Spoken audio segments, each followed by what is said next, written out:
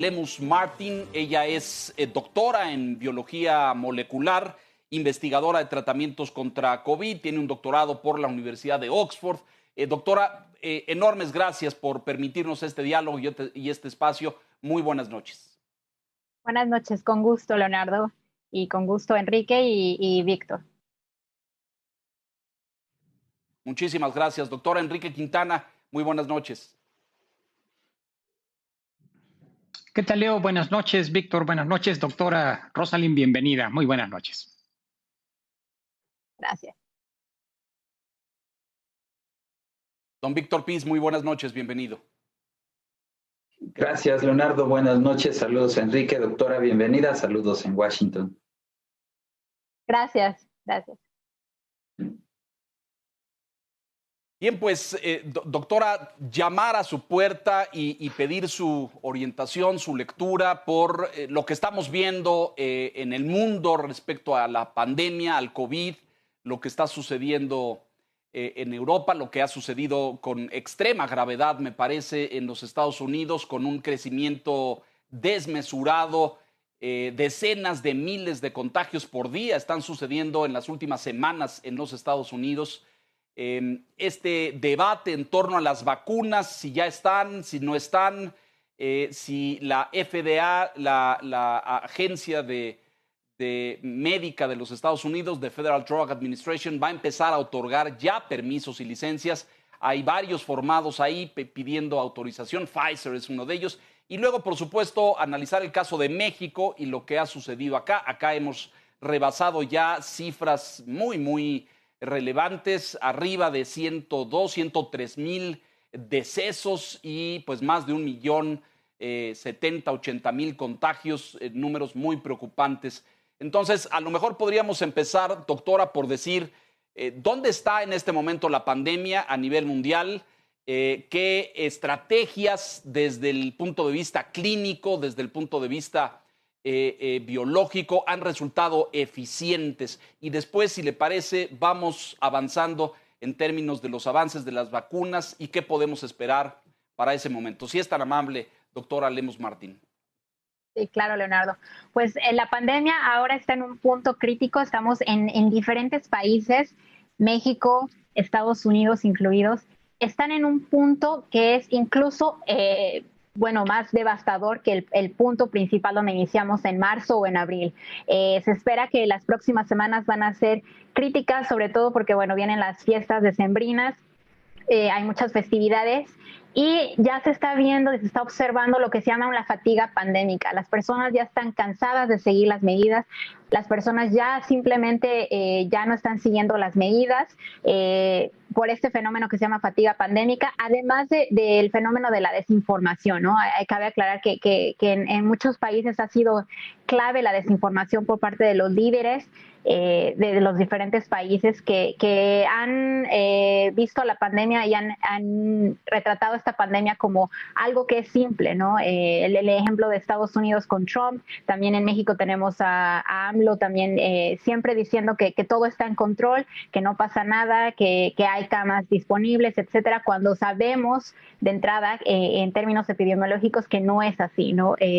Estamos en México, sabemos que nunca se aplanó lo que se llama aplanar o nunca se disminuyeron los contagios, siempre estuvimos en este incremento de contagios y ahora estamos en un repunte tanto en México, en Estados Unidos y también en Europa. Bueno, en Europa sí se está llevando a cabo lo que se llama la segunda ola, porque ahí sí hubo una disminución de casos considerable en la mayoría de los países europeos y ahora hay un incremento. Entonces ahí está la segunda ola, también se están colapsando algunos sistemas de salud en Alemania, en Francia, en Inglaterra. Entonces, sí estamos en un punto crítico, al menos en el hemisferio oeste, ¿no?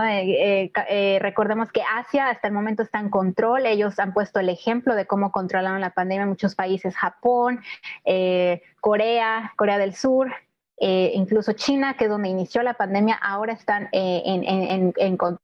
controlo. Entonces, bueno, la estrategia que ellos tomaron, que yo creo que fue muy importante, fueron las pruebas, el rastreo de casos y, bueno, también que por tradición ellos usan el cubrebocas, no están más acostumbrados a usar el cubrebocas porque ellos ya vivieron una epidemia, la epidemia del SARS hace algunos años, ya vivieron la epidemia de H1N1, entonces, bueno, ya están acostumbrados. Ahora, lo que nos falta de este lado del continente, de este lado del mundo, tanto el continente europeo como el continente americano, es aprender a vivir con estas medidas. Creo que eso ha sido clave. Recordemos que en México también se decidió seguir una estrategia que fue más, al principio desinformada, tratar de alcanzar la inmunidad de rebaño, que bueno, es imposible alcanzar una inmunidad de rebaño de forma natural, ¿no? Para eso necesitamos la ayuda de una vacuna, pero bueno, ya casi estamos en eso, pero no ha sido exitosa la estrategia que tomó México, que tomó Estados Unidos.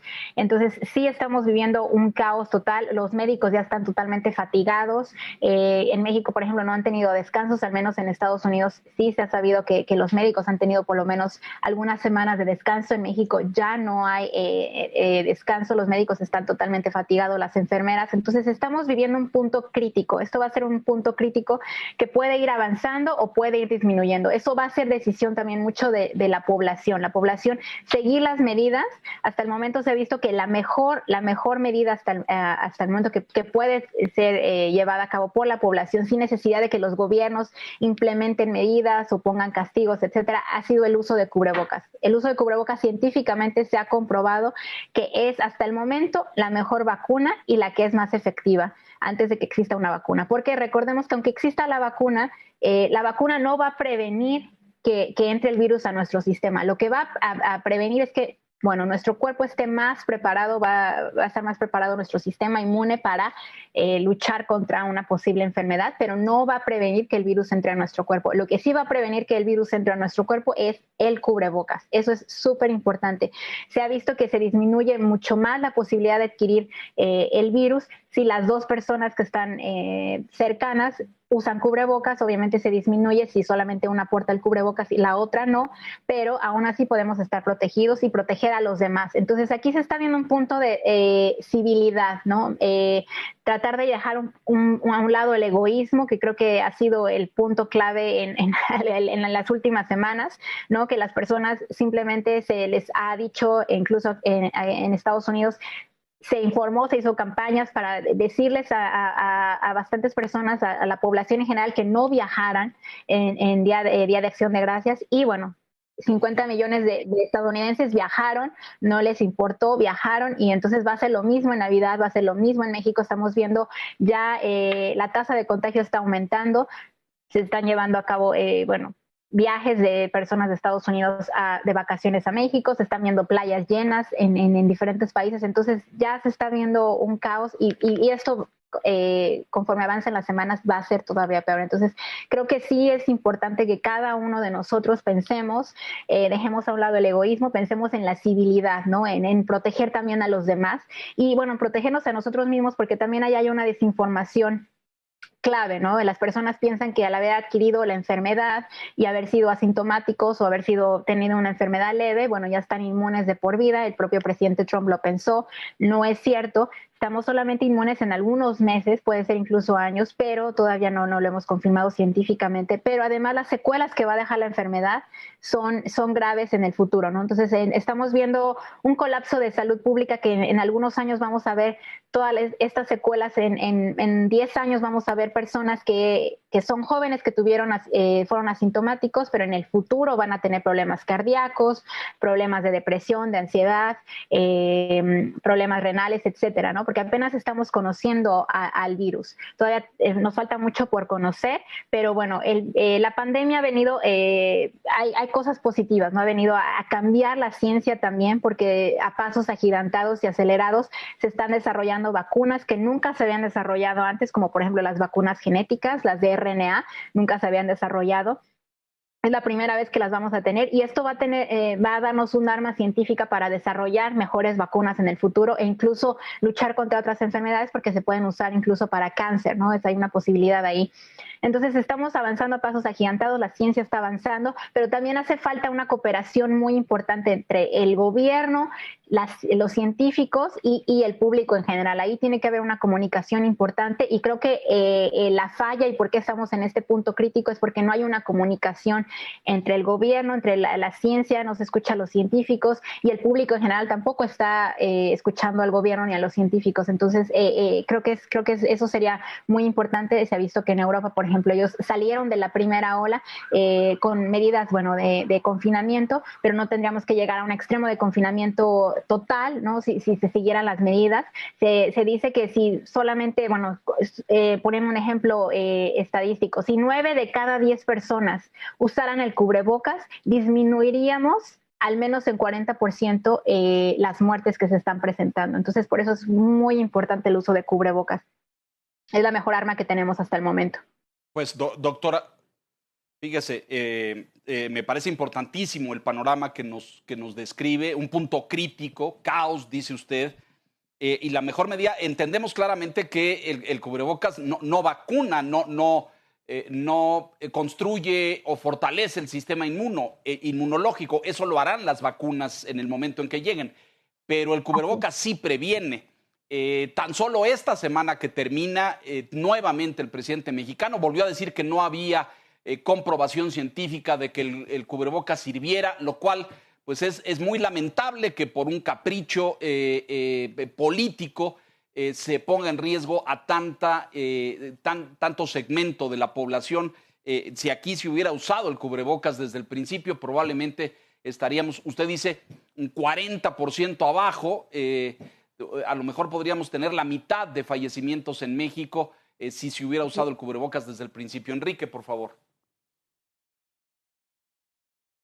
Doctora, en los últimos días el gran tema, no solamente en México, en el mundo entero, es el asunto de las vacunas. Se sabe que Pfizer ya pidió la autorización a la FDA, lo hizo en el caso de México a la COFEPRIS, para poder comercializar, distribuir ya la vacuna cuya investigación en fase 3 presentó la información correspondiente. Se estima que por ahí del 10 de diciembre habrá una reunión en la FDA para definir si se autoriza o no. ¿Qué es en qué fase realmente estamos? También esta semana conocimos de los problemas en la manufactura de la vacuna de AstraZeneca y de la Universidad de Oxford. Entonces, pareciera cuando volvemos la vista hacia este mundo de la producción de vacunas, que tenemos noticias contradictorias. Por una parte, algunas muy buenas que nos hacen pensar en tener ya una vacuna, por lo menos que va a comenzar a distribuirse pronto, y por otro lado, unas noticias malas, como es el caso de AstraZeneca. ¿Cómo diagnosticaría el momento en el que nos encontramos en cuanto a las vacunas, al desarrollo de las vacunas? Sí, Enrique. Definitivamente esto es un parteaguas científico. Recordemos que las vacunas se desarrollaban anteriormente en 10 años. De 5 a 10 años nos tomaba desarrollar una vacuna o un medicamento. Ahora estamos hablando de tiempos récord. Entonces, independientemente de algún retraso, de algún registro que está retrasado un mes, esto es un tiempo récord. Nunca se había visto en la historia de la humanidad desarrollar vacunas tan eficaces como, por ejemplo, la de Pfizer o la de Moderna, que están en un nivel de eficacia arriba del 90%, y en un tiempo récord. Estamos hablando de menos de 2 años. 1 año y medio en total para desarrollar una vacuna, llevarla al mercado. Esto nunca se había visto. Entonces, esto, independientemente de cómo esté ahora el estatus de cada una de las farmacéuticas y cada uno de los desarrollos, marca un parteaguas científico muy importante. Es un hito histórico que sí nos va a marcar y que nos va a preparar para futuras pandemias, que sí, definitivamente vienen futuras pandemias.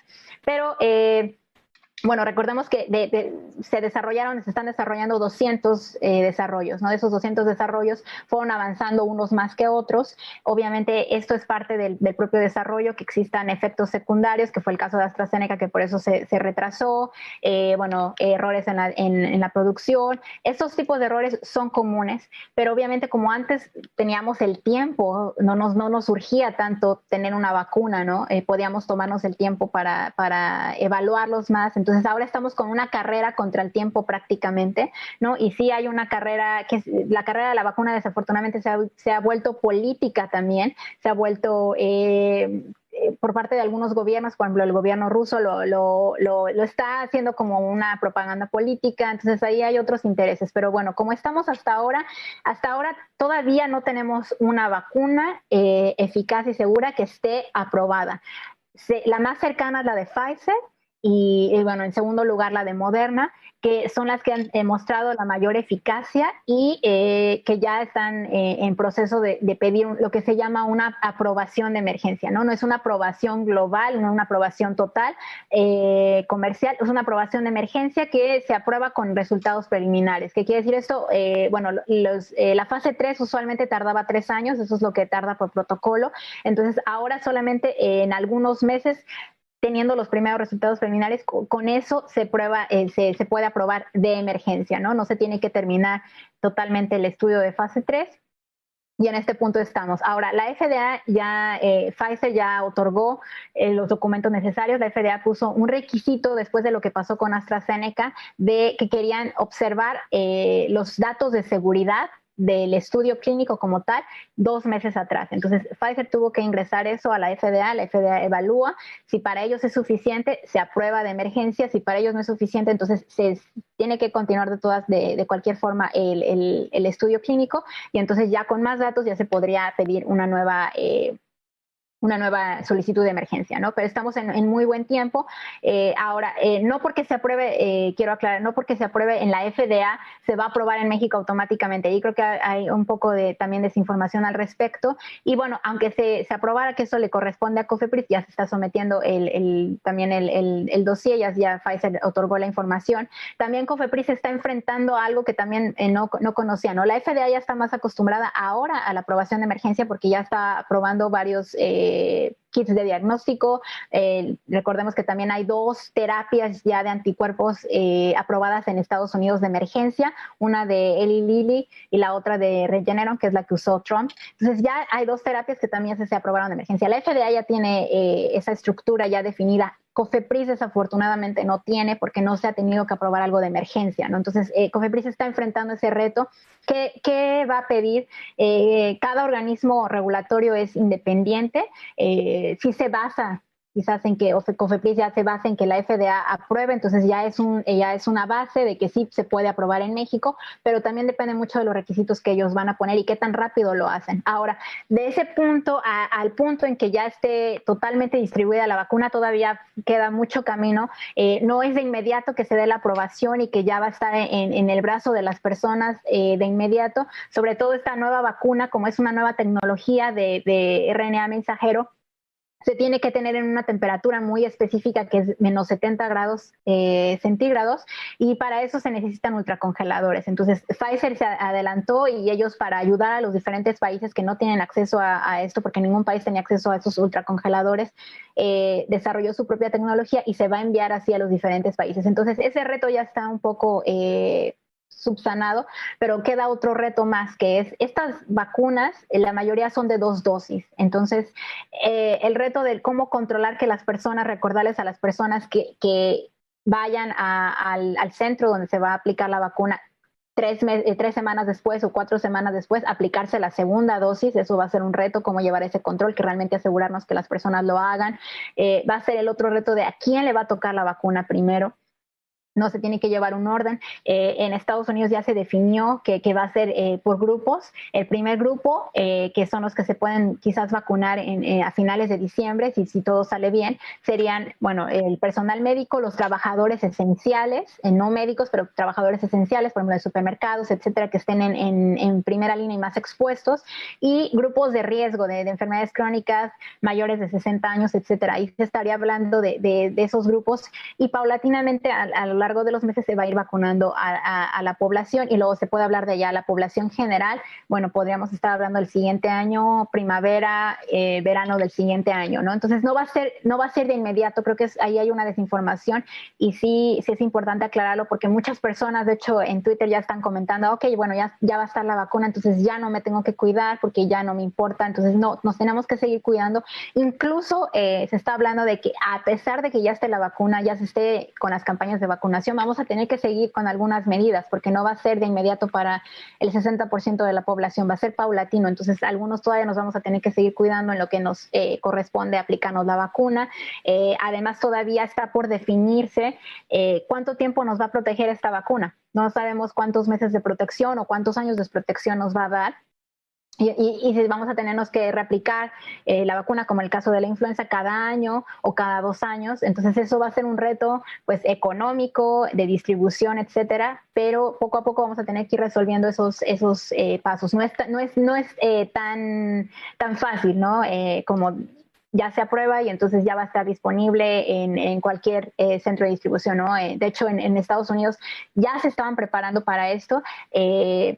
Con la operación Warp de Trump, sí se anunció que varios centros de diferentes estados ya iban a estar disponibles, solamente un centro específico donde se va a aplicar la vacuna de COVID-19. Y eso es lo mismo que México tendría que hacer. Yo creo que México, el problema es que no hay un plan definido. Hubo mucha confusión. Se fue por la de AstraZeneca porque era la que iba más avanzada. Ahora, bueno, estamos viendo que AstraZeneca tiene un retraso por el error de producción y se va a ampliar el estudio de fase 3, se va a repetir una parte del estudio de fase 3 por la dosis, la dosis que se probó, la dosis y media, que se tiene que comprobar realmente la eficacia, cuál es la eficacia, el porcentaje de eficacia, para poder pedir la aprobación de emergencia.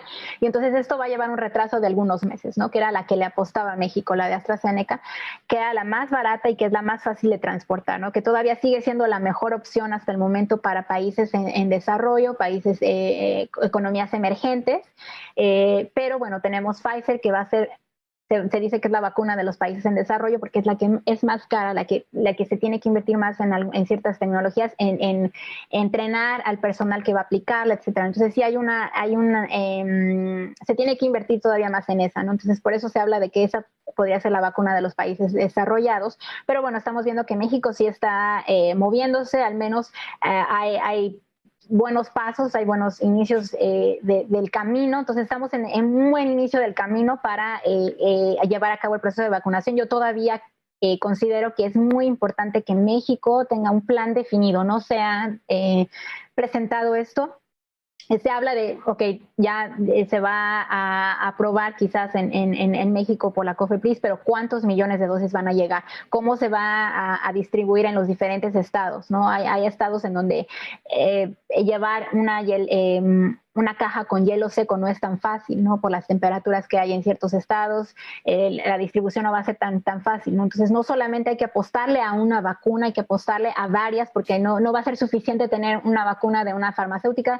Se habla de que por lo menos 3 o 4 farmacéuticas tienen que distribuir en un país para poder alcanzar lo que se llama el punto clave, que son 60% de la población se tendría que vacunar. Doctora, déjeme, sí, si me permite, precisar y subrayar esto para entender la diferencia entre cada una, porque me parece que pues el público en general, digo, los gobiernos van a tomar decisiones de qué vacuna abastecer su sistema médico y a partir de eso empezar a distribuir. Pero a ver, conocemos ya los precios. ¿Por qué dice usted que una va a ser más barata que otra? ¿Ya tienen un precio de mercado? Sí, la de Pfizer, por ejemplo, se está rondando en los $30, incluso puede ser hasta arriba de $30. ¿Por qué? Porque esa Sí, por las dos dosis. Y la de AstraZeneca es $2 a $4. O sea, desde un principio AstraZeneca y la Universidad de Oxford hicieron un convenio de que no iban a ganar nada, no iba a haber una retribución económica, no estaban buscando nada de eso. Entonces, por eso se manejó en un precio mucho más barato. Ahora, Pfizer, ¿por qué es más caro? No es solamente por la retribución económica que quieran, sino es por el tipo de tecnología. Esa tecnología es muchísimo más avanzada. Lo que quiero explicar, AstraZeneca y Oxford se llama, bueno, lo que desarrollaron es una vacuna recombinante. Las vacunas recombinantes ya se habían desarrollado anteriormente, entonces ya se conoce esa tecnología, ya está estudiada, no hay problema. Las vacunas genéticas, que son la de Pfizer y Moderna, por ejemplo, es una tecnología muy nueva. Se tiene que tener una temperatura específica, entonces eso hace que la vacuna sea mucho más cara, el desarrollo de la vacuna y el transporte, porque Pfizer va a tener que invertir en llevarlas en estas cajas con hielo seco para que los países no invirtieran en los ultracongeladores, ¿no? Entonces, por eso la vacuna es mucho más cara, por este hecho. Ahora, lo comprendo perfecto. De todas estas, Pfizer, AstraZeneca y Moderna, ¿todas son de línea en frío? ¿Todas necesitan refrigeración? Sí, siempre todas las vacunas se necesita un tipo de refrigeración. La de AstraZeneca y Oxford bueno, por ejemplo, ahí entraría CanSino, que también se está probando en México, que también no se está dejando de un lado, ¿no? Yo creo que ahí el problema es que el gobierno se está enfocando solamente en una, se tiene que abrir el abanico y no solamente hablar de una vacuna, ¿no? Creo que ese es el problema que ha habido en el gobierno en México, pero bueno, CanSino, que por ejemplo la misma tecnología que Oxford, también están a 2 a 8, se conserva de 2 a 8 grados centígrados, entonces lo puedes tener en un refrigerador normal sin problema, se tiene un refrigerador normal, entonces ahí no se tendría que invertir en un refrigerador extra. Moderna está a -20, entonces se puede guardar en un congelador normal. Y bueno, ya Pfizer está a -70 grados, y ahí sí son lo que se llama ultracongeladores, que un refrigerador normal o un congelador normal no funciona ahí, ¿no? Se tiene que tener otro tipo de tecnología físico-química para conservar la vacuna, porque el componente de la vacuna es si se mantiene a una temperatura que no es -70 grados, se destruye y entonces la vacuna ya no funcionaría y no sería útil. Claro.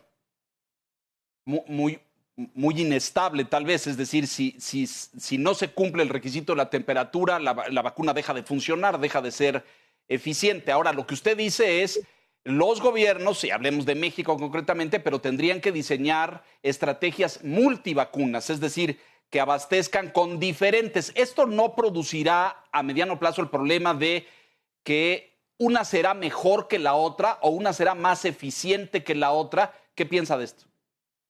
Sí, aquí el problema es que, bueno, las vacunas todas sí van a ser eficaces. La OMS puso un límite de que tenían que ser mayores al 50% de eficacia para que pudieran servirle a la población mundial, ¿no? Entonces, si cumplen ese requisito, todas, no importa que haya una diferencia de 90, 95, etcétera, no importa, con que tengan ese arriba de 50, arriba de 70, es suficiente, pero también ese porcentaje se ve afectado por, bueno, cuántas personas se van a vacunar, ¿no? Entonces, por ejemplo, supongamos el caso de Pfizer, 95%, 90%, bueno, 95% que ya se corrigió, el 95%, si solamente el 40% de la población, pongo el ejemplo de Estados Unidos, ese porcentaje va a disminuir, no va a ser el 95%, puede disminuir hasta 70% si solamente el 40%, 30% de la población, 30% de la población se vacuna. Por eso es importante que se vacune el porcentaje máximo de la población que podamos vacunar, ¿no? En estos límites que tenemos y con el dinero que se tiene, etcétera, ¿no? Entonces eso también va a definir, recordemos que la vacuna no es tan efectiva en ciertos grupos, ¿no? Se ha visto que por ejemplo, Pfizer, AstraZeneca sí funcionan muy bien para personas mayores de 60 años. Todavía no se ha probado en niños. Hay un estudio clínico de Johnson & Johnson que sí lo va a probar en niños, porque es importante probarlo en esa población. Entonces, sí es importante, más bien es como cuál, de acuerdo a las necesidades, y cuál es la que llegue, ¿no? Porque a mí me han preguntado mucho, hay mucha confusión al respecto. Muchas personas me dicen, yo me voy a aplicar las 3 y entonces ya voy a tener una protección mucho mayor, ¿no? No, esto no hay que hacerlo. No va a ser como una parte de mercado. Yo voy a escoger la que yo quiero. No va a ser más bien la que llegue al país. Esa es la que yo me voy a aplicar. no voy a poder escoger quizás, pero voy a tomar en cuenta que la mayoría... Sí, Leonardo. Va a ser esto, doctora, por la composición. Sí, adelante. Sí, no. Si yo mezclo 3 vacunas, estoy en riesgo yo no voy a saber qué efectos secundarios me va a provocar eso, incluso puedo llegar a la muerte por estar combinando vacunas, ¿no? Entonces eso hay que remarcarlo mucho, porque creo que hay personas que dicen, ok, bueno, si no me llega la de AstraZeneca primero, entonces me pongo esa que es 70% efectiva y luego me pongo la de 90 un mes después y no me va a pasar nada. No se puede hacer eso. Lo que sí se podría hacer es, bueno, a lo mejor ya me puse una el siguiente año o 2 años, cuando me toque la siguiente, me puedo poner la otra, pero en el momento no combinarlas, y no va a ser como un mercado ahora se habla, muchas personas me han estado preguntando si pueden viajar a Estados Unidos o pueden viajar a Europa para tener la vacuna. No va a ser, desafortunadamente, esto no va a ser como un mercado turístico donde yo voy a viajar y la compro en la farmacia. No, desafortunadamente no va a ser así, porque no hay suficientes vacunas para la población mundial. Esto es un reto muy grande de producción, o sea, nunca se había visto antes. La producción de vacunas en general está limitada porque también es un proceso muy, muy largo, que se puede llevar hasta 1 año y medio. Ahora se está cortando en meses, pero es caro, es largo, y entonces no es tan fácil. Entonces, por eso hay que recordar que no va a ser tan fácil adquirir, por ejemplo, para una persona 3 vacunas, ¿no? Entonces, sí hay que recordar eso, y la población tiene que recordar eso, que no va a ser tan fácil como la de la influenza, que se puede colocar en cualquier centro de salud o en la farmacia. Aquí en Estados Unidos se aplica en la farmacia. No va a ser así. Muy importante esto que nos dicen, me parece información capital, doctora, y déjenos hacer una pausa aquí y regresamos enseguida a subrayarlo. Una persona no se podrá poner más de una o poner varias vacunas, sobre todo por poner en riesgo su propia salud, no por proteger más contra el virus. Esto me parece importantísimo, y sobre todo el acceso. Regresamos con el señor Quintana y el señor Piz. Mensajes, volvemos.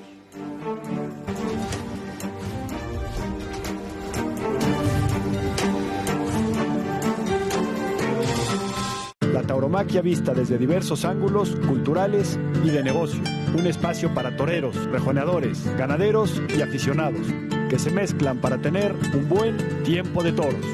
Tiempo de Toros con Rafael Juez. Sábado 5 de la tarde, domingo 8 de la noche. El financiero Bloomberg. Información con poder. El mundo financiero todos los días tiene ganadores y perdedores en los negocios. En este espacio, empresarios, pymes y emprendedores plasman su experiencia y sus sueños.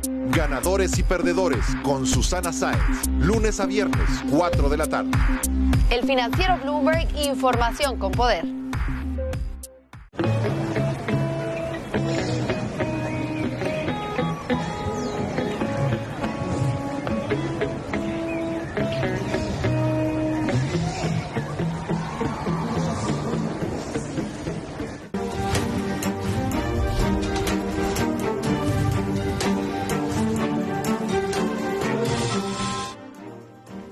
Estamos de regreso en la Silla Roja con la doctora Rosalind Remus Martin. Información de primera importancia. No sé, Enrique y Víctor, qué piensen, pero estas temperaturas por vacunas es la primera información detallada que tenemos.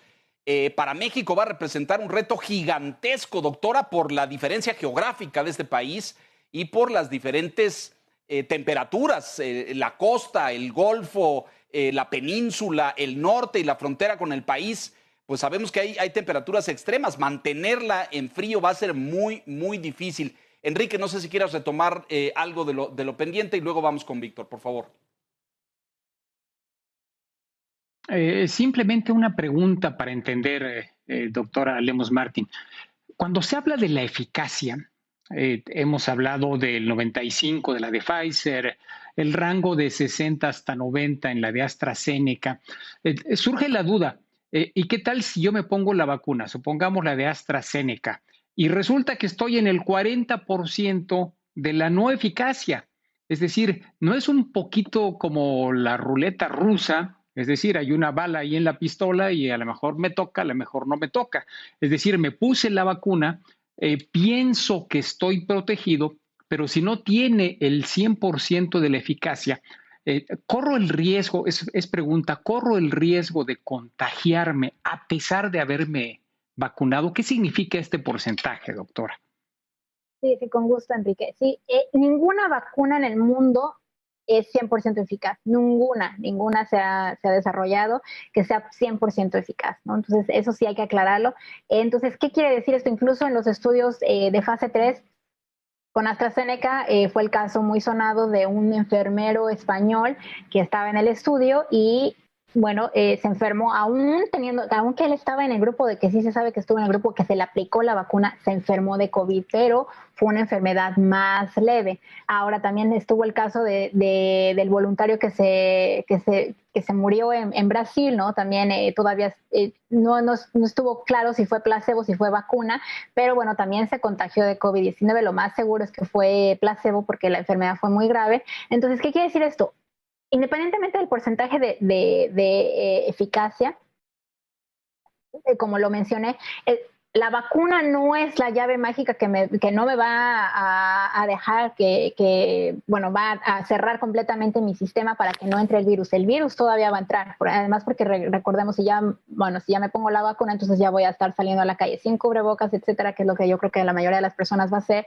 Entonces, voy a estar expuesto todavía al virus. Ahora, entre mayor población se vacune, ¿qué quiere decir esto? Que bueno, la tasa de contagio va a disminuir, obviamente la tasa de transmisión del virus va a disminuir y eventualmente lo que queremos es que el virus ya esté circulando, pero de una forma ya más lábil, como la influenza, ¿no? Que ya está circula, la influenza es estacional, pero que esa sería la idea, que esté circulando, pero que ya no va a haber una tasa de contagio extrema, ¿no? Que ya voy a tener yo más la seguridad de salir y que no tengo un porcentaje alto de poderme contagiar a pesar de cubrebocas o con cubrebocas. Entonces, sí recordar que la vacuna lo único que está haciendo es entrenar a mi sistema inmune a estar más atento a cuando llegue el virus a mi sistema, entonces ya lo puede atacar.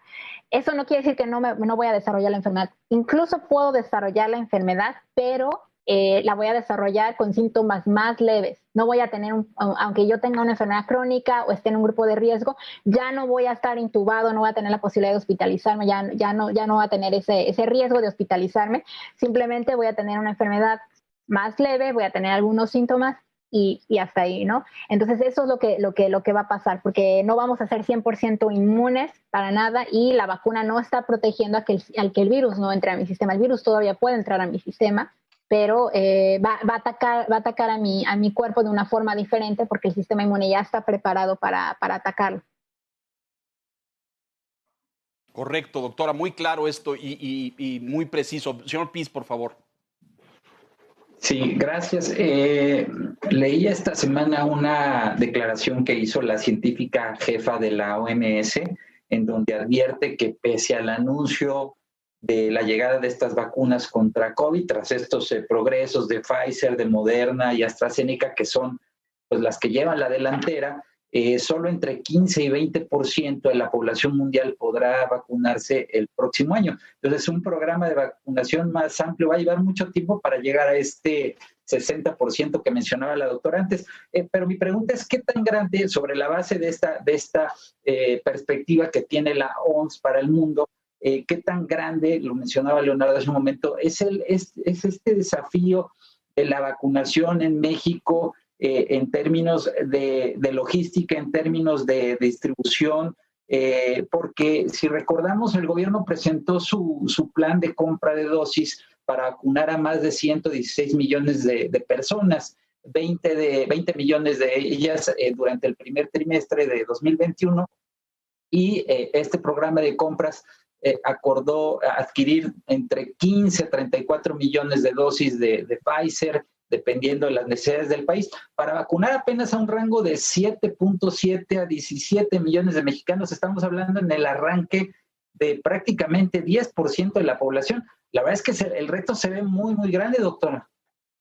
Así es que por lo que comentaba, que no hay que apostarle solamente a una vacuna de una farmacéutica, un desarrollo va a ser suficiente para vacunar a la mayoría de la población que se necesita, ¿no? Por eso se necesita tener algunas otras, por lo menos 3 o 5, que es lo que se dice, ¿no? Que es, de hecho, cuando salió el ranking de Bloomberg, se marcó con 5, que es el máximo que hasta ahorita se tiene, que de hecho ese puntaje lo tiene Estados Unidos, que tiene 5 acuerdos ya comprados, la Unión Europea también. Entonces México está en 3, no estamos tan mal, estamos en un punto medio. Hay otros países que tienen 0, que tienen 1, porque pues no tienen el dinero suficiente para adquirirlo, ¿no? Que para eso va a entrar ahí, bueno, lo que se llama el organismo COVAX, y va a entrar la OMS para asegurarse que ellos puedan adquirirla, o que otros países puedan darles ayuda económica para adquirirla, ¿no? Entonces, en México el reto sí es que no va a ser de inmediato, por eso lo mencionaba, no es de inmediato, no es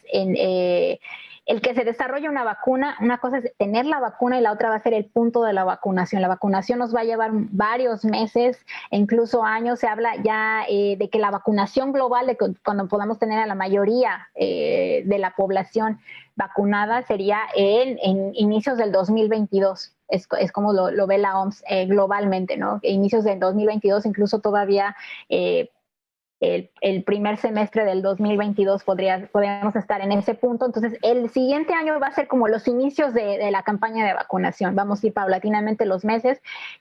Como lo mencionas, también otra cosa muy importante es que, como la mayoría son de 2 dosis, entonces, si el gobierno adquiere, por ejemplo, 150 millones de dosis de AstraZeneca, eso solamente va a servir para vacunar 75 millones de personas en el país, ¿no? Porque son 2 dosis. A cada uno le corresponderían 2 dosis.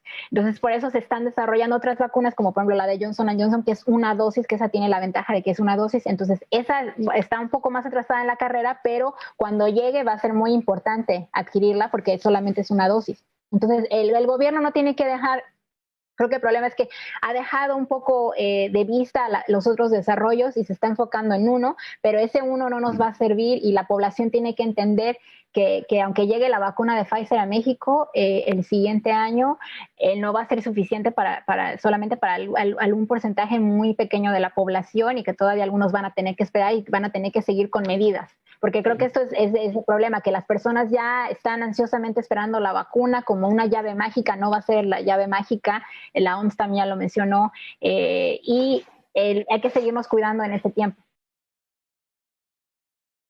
Y además pienso, ese era el punto, doctora, pienso que aunque llegue la vacuna e inicien gradualmente estas fases o campañas de vacunación por segmento, por región, etcétera, los cuidados van a tener que mantenerse, es decir, el distanciamiento, el cubrebocas, las no reuniones masivas en espacios cerrados, etcétera, para evitar contagios. Enrique, por favor. Así es. Doctora, hay una duda a propósito de las vacunas que no son occidentales. Hablo principalmente de las varias vacunas que están desarrollándose en China, así como de la Sputnik, también muy comentada, que desarrolla Rusia, de Gamaleya. ¿Cuál es, en el mundo científico, cómo se valora el desarrollo de este tipo de productos, de CanSino Bio, de Sinovac, de los chinos y de los rusos? Porque hay dudas, y hemos hecho encuestas en el Financiero a propósito de la confianza que tiene la gente en estos productos, y obviamente cuando uno ve una marca como AstraZeneca o como Pfizer, bueno, pues está familiarizado con estos laboratorios y sabe de la seriedad, a lo mejor toma productos de ellos, pero cuando se ven vacunas de Rusia o de China, como que hay desconfianza. ¿Cuál es la realidad en el mundo científico respecto a estos desarrollos? Claro, pues en el mundo científico no se toma en cuenta si son de Occidente o de Oriente. Creo que desafortunadamente eso es una visión que se tiene, bueno, por siglos, ¿no? Que algo que viene de Oriente quizás no está tan bien desarrollado. Pero de hecho, bueno, recordemos que China tenía estudiado, son los que han tenido el virus más estudiado, porque lo tuvieron, bueno, más tiempo. Y además ya ellos ya vivieron SARS, ya vivieron MERS, entonces ya tienen conocimiento muy claro de esta familia de virus, que son muy parecidos. Entonces ellos ya tienen avanzado esta parte. Entonces sí tienen algo muy bueno, tienen un punto positivo ahí, pero como se evalúa en la comunidad científica es por ejemplo, el caso muy sonado de Rusia, que ellos anunciaron que ya se había aprobado para Rusia y que entonces ya se pensaba que la vacuna era eficaz, pero en realidad no, hasta que no se aprobara por los demás, lo que se llama pares, hasta que no se publiquen los resultados y se evalúen los resultados, no se puede decir que algo sí es o no es en la comunidad científica, ¿no? Incluso por esto AstraZeneca decidió repetir el estudio de fase 3 porque la comunidad científica se pronunció al respecto de esto no me está sonando bien, aquí hay algún error, qué es lo que pasó, denos explicación, etcétera, ¿no? Entonces por eso se decidió hacerlo, porque las cosas se tenían que hacer bien, ¿no? Entonces, una cosa es, bueno, los medios han lanzado estas comunicaciones y ponen encabezados, se tiene 90%, etcétera, pero en realidad lo que pasa detrás, la comunidad científica no lo va a aceptar hasta que no esté, de hecho incluso Pfizer y Moderna, hasta que no estén los resultados ya publicados, se puede decir que, bueno, aunque se apruebe la FDA, la comunidad científica hasta que se tenga en una publicación que se llama de pares, en alguna publicación Lancet, etcétera, y que podamos realmente ver los resultados y ver que realmente la vacuna sí es eficaz, se tiene todos los estadísticos bien, etcétera. Entonces, hasta ese momento ya se podría decir para la comunidad científica que sí es eficaz y sí es segura, ¿no? Sí es un avance muy significativo, pero todavía falta tener la publicación que va a aparecer en algunos meses.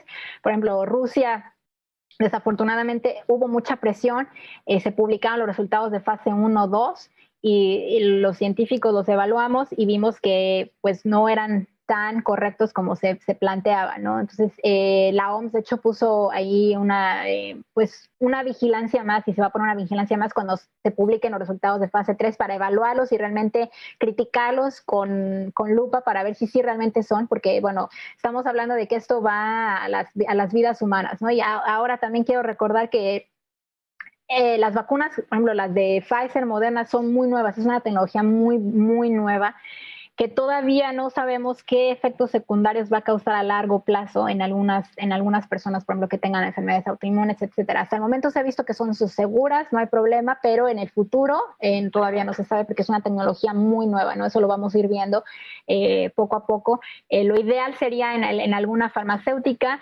que se llama una fase 4, que ya una vez que ya está en el mercado una vacuna, se lleve a cabo un estudio de fase 4 a lo largo de los años para evaluar realmente la seguridad ya post-mercado, ¿no? Y lo que pasa es que algunas veces sí se encuentra algo que no es bueno o algún efecto secundario raro en esa fase 4, entonces se puede retirar del mercado algún producto y eso sí ha pasado, ¿no? Entonces, eso sería lo ideal que se tendría que hacer, una fase 4 ya post-mercado. Pero hasta el momento se puede decir que sí, las vacunas son seguras en lo que cabe. La FDA ya está evaluando eso y bueno, cuando se publiquen los resultados ya vamos a tener más información al respecto, ¿no? De cada uno de los desarrollos, pero no hay que tener desconfianza de las vacunas chinas. Se están llevando a cabo la fase 3, de hecho en México sería una buena opción por el costo y por la transportación y la distribución, que también está a 2 a 8 grados, se puede guardar en un refrigerador normal, entonces yo no la tomaría, no la descartaría, ¿no? La de Rusia sí se tendría que evaluar mucho con lupa, sobre todo porque la COFEPRIS estaba hablando de aprobarla de inmediato y no, ahí sí se tiene que todavía tener muchísimo más cuidado, sobre todo por los resultados que se publicaron en el Lancet y que no fueron pues totalmente correctos, entonces sí hay que vigilarlo más de cerca, pero la de CanSino sí suena una buena opción, es la misma tecnología que la de AstraZeneca.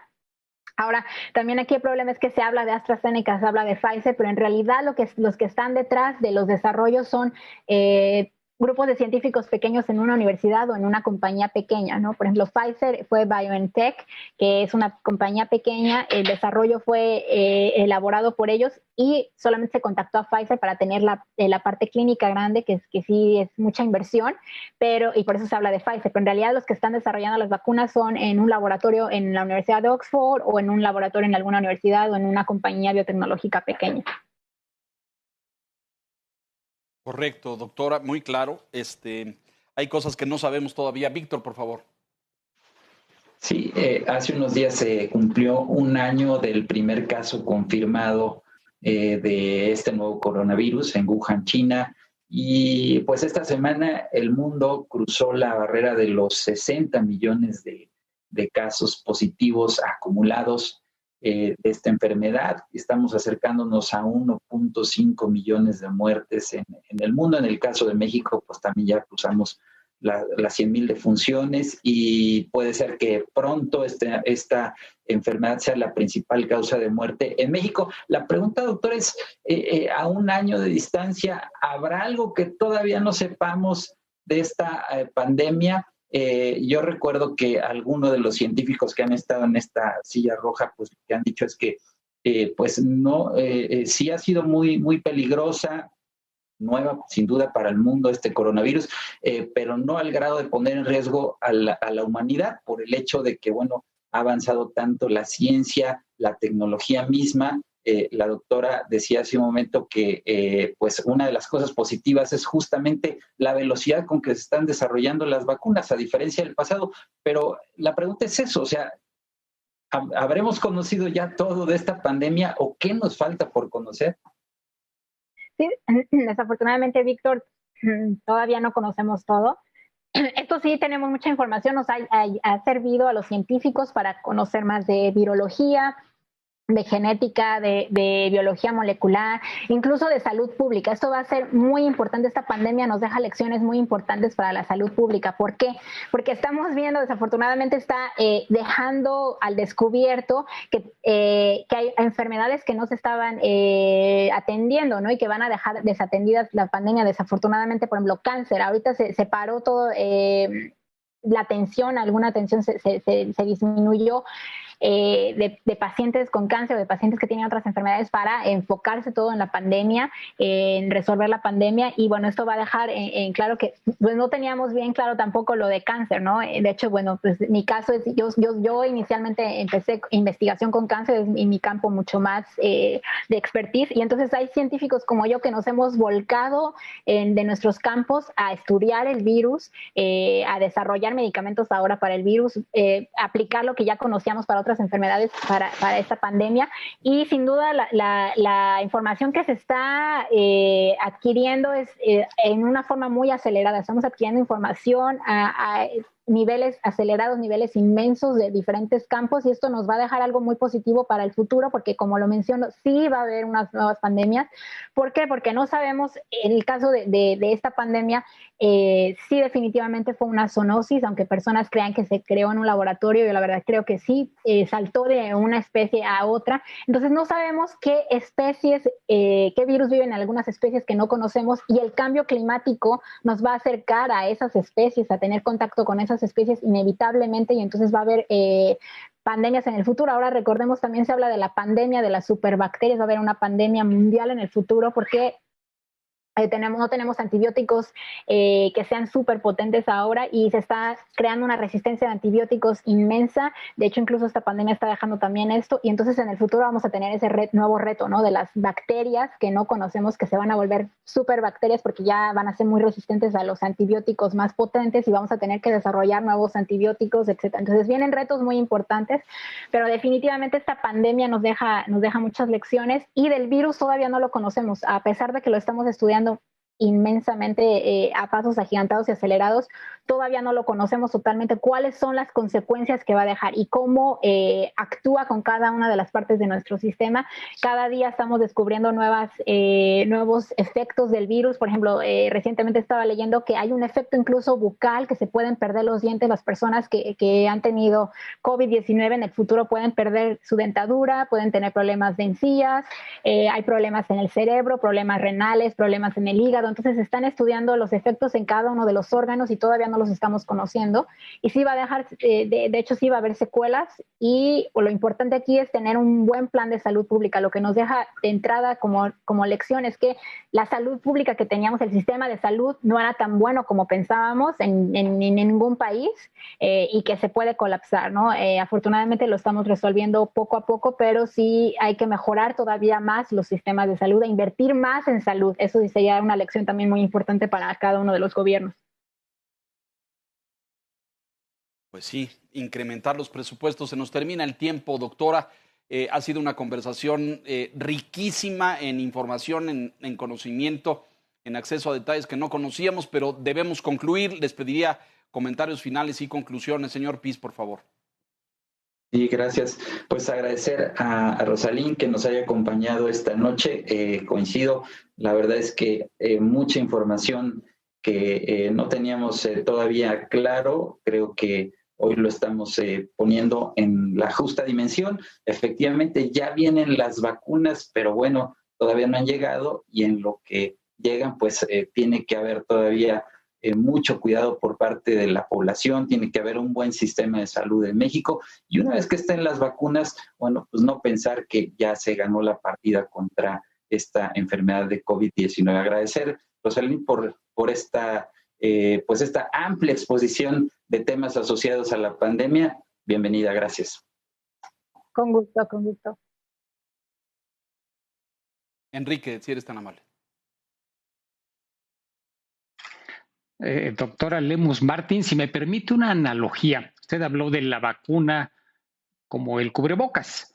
Yo creo que hay una que es más importante todavía, que es el conocimiento científico, porque precisamente el no uso del cubrebocas a veces deriva de prejuicios y de ignorancia. Y así hay muchas otras cosas, desde el uso de limpiadores para prevenir la enfermedad, aquello que presumió Trump en algún momento. En fin, creo que lo esencial adicionalmente es que esta coyuntura nos ha permitido tener una mayor exposición al conocimiento científico de la pandemia, de las vacunas, y eso es fundamental. Ese es el recurso principal que tenemos para hacerle frente a esta enfermedad. Así que gracias por compartirlo. Creo que nos hemos vacunado un poquito más esta noche. Gracias y bienvenida. Gracias, con gusto, Enrique. Nos hemos vacunado, en efecto, en contra de la ignorancia. Un poquito, Enrique, ciertamente. Doctora Lemus Martin, muchísimas gracias. Que sea esta la primera de muchas más, porque pues este tema va a seguir provocando enormes dudas, y mucho me temo que los gobiernos van a ser pues deficientes, incapaces de diseñar estrategias globales. Y no por malos, sino porque, como usted ha dicho, pues la primera producción de dosis no va a alcanzar para la población total. Vamos a tardar más de un año, año y medio, tal vez más, en cubrir a los miles de millones de habitantes en el planeta. Y esto va a provocar, me parece, inconformidad, insatisfacciones, guerras comerciales por las vacunas. Vamos a ver cómo lo manejan los gobiernos. Tal vez buena parte de la estrategia tendría que estar dirigida a vacunar primero a la población vulnerable, a la población en riesgo, a las personas mayores, a los niños, a los enfermos de algún perfil, y después los siguientes segmentos poblacionales. Pero justamente me parece que ahí va a haber seguramente diferencias al interior de los países. Yo le agradezco mucho que comparta esto con nosotros y estaremos en contacto hacia adelante. Muchísimas gracias. Claro, con gusto, Leonardo, y bueno, un gusto informar, y cualquier cosa en redes sociales siempre estoy informando, siempre estoy tratando de informar al público en general, digerir la información científica que se tiene, la nueva, todo sobre vacunas, medicamentos, etcétera, todo lo que sabemos de la enfermedad. Entonces, sin problema, en Twitter me pueden seguir, y ahí sí publico muchísimo sobre información de COVID-19. Me pueden contactar ahí también. Muchísimas gracias. Gracias, doctora. Lo dejamos en pantalla para que la puedan contactar directamente. La doctora Rosalín Lemus Martin, doctora en biología molecular. Bienvenida, muchas gracias. Señor Piz, gracias. Señor Quintana, gracias. Y muchas gracias a usted por habernos sintonizado aquí puntualmente en La Silla Roja la semana entrante. Buenas noches. El mundo financiero todos los días tiene ganadores y perdedores en los negocios. En este espacio, empresarios, pymes y emprendedores plasman su experiencia y sus sueños. Ganadores y perdedores con Susana Sáenz, lunes a viernes, 4 de la tarde. El Financiero Bloomberg, información con poder. San Francisco, a lot of tech action. A una tasa anualizada del 2.1%. In the S&P. Shall we? So the euro on a 7-day. En la jornada de media semana, la moneda mexicana recuperó. We begin in the oil patch. Saudi Arabia. Donde le tendré la información más relevante de las acciones en Wall Street. To Bloomberg, the first word Asia. US and Japan duke it out over exchange. Desde la crisis financiera, las acciones han sido relativamente más atractivas. De negocios, economía y finanzas. Comenzamos.